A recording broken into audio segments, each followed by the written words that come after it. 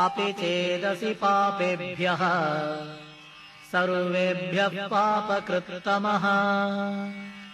सर्वं ज्ञानप्लवेनैव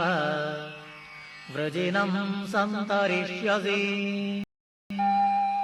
यथैधंसि समिद्धोऽग्निः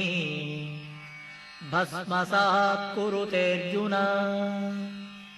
ज्ञानाग्निः सर्वकर्माणि भस्मसात् कुरुते तथा न हि ज्ञानेन सदृशम् पवित्रमिह विद्यते तत्स्वयं योगसंसिद्धः कालेनात्मनि विन्दति श्रद्धावान् लभते ज्ञानम् तत्परः संयतेन्द्रियः ज्ञानम् लब्ध्वा परां शान्तिम्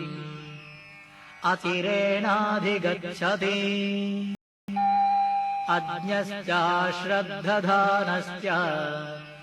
संशयात्मा विनश्यति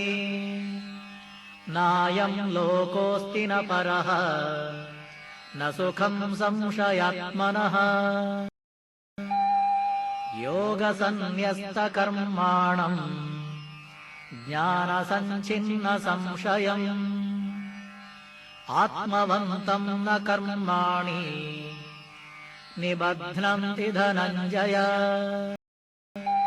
तस्मादज्ञानसम्भूतम्